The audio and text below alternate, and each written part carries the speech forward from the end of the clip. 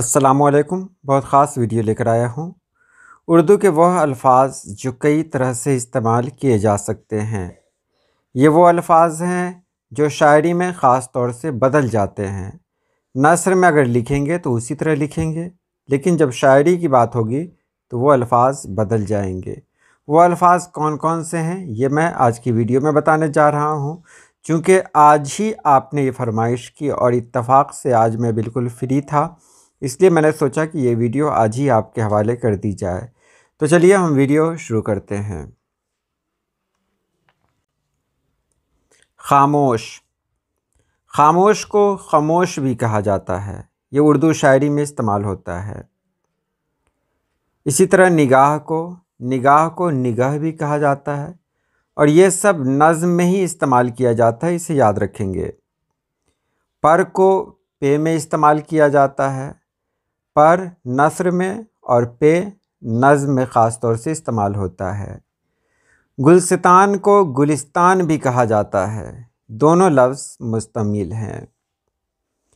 इसी तरह मरज़ कहा जाए या मर्ज़ कहा जाए, दोनों दुरुस्त हैं और शायरी में दोनों का इस्तेमाल होता है। अफ़साना को फ़साना भी कहा जाता है। फ़साना गम का कोई गमगुसार हो तो कहें, दोनों लफ्ज़ मुस्तमिल है। खामोशी को खामोशी भी कहा जाता है और खामशी भी कहा जाता है। इसी तरह खामोश के बारे में मैंने पहले आपसे कह दिया कि खामोश को खामोश कहा जाता है, लेकिन इसे खामश नहीं कहा जाएगा। खामोश के लिए सिर्फ खामोश।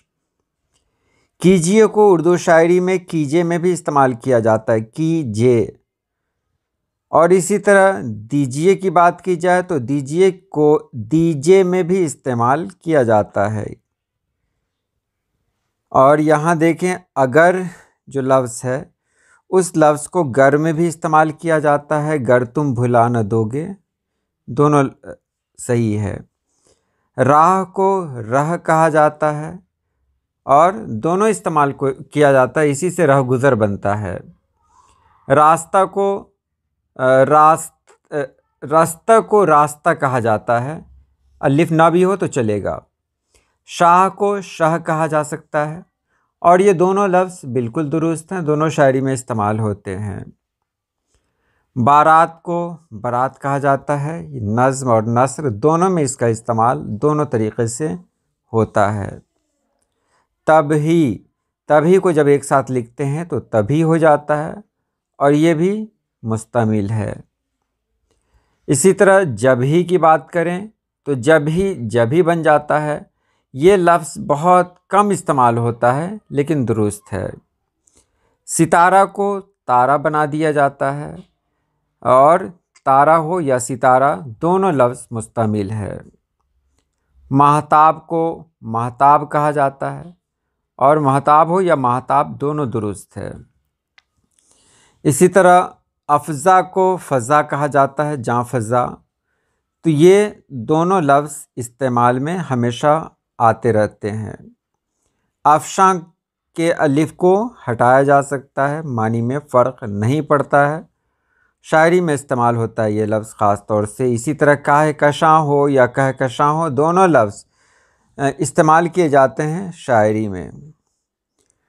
इसी तरह राहबर को रहबर भी कहा जाता है, यानी फ़ाइलुन को फ़ेलुन में तब्दील करने के लिए। इसी तरह राहज़न यानी फ़ाइलुन, इसे भी फ़ेलुन में तब्दील किया जा सकता है और ये रहज़न होता है। शायरी में बहर की क़ैद होती है, वज़न की क़ैद होती है, इसलिए अक्सर वहाँ जो अल्फ़ाज़ होते हैं वो अलग अलग इस्तेमाल होते हैं। जैसे पर, चाँद पर, तो पर को दो रुकन इस्तेमाल किया गया, यानी दो हर्फ इस्तेमाल किया गया, दो हर्फ माना गया। लेकिन शायरी में उसे अगर बहर में लाना है तो कहीं कहीं उसे यक हर्फी भी शुमार करना होगा, तो वहाँ पर को पे कह सकते हैं, लेकिन ये नज़्म में होगा, नस्र में नहीं होगा। नस्र में जहाँ भी इस्तेमाल करेंगे वहाँ पर ही इस्तेमाल करेंगे, जबकि नज़्म में पर भी इस्तेमाल हो सकता है और पे भी इस्तेमाल हो सकता है। तो ये आज की वीडियो रही। वीडियो कैसी लगी आप ज़रूर बताएंगे और अगर किसी तरह की कोई वीडियो चाहिए तो आप कमेंट बॉक्स में ज़रूर लिखें। अल्लाह पाक आप सभी लोगों को खुश रखे, आबाद रखे। अल्लाह हाफिज़।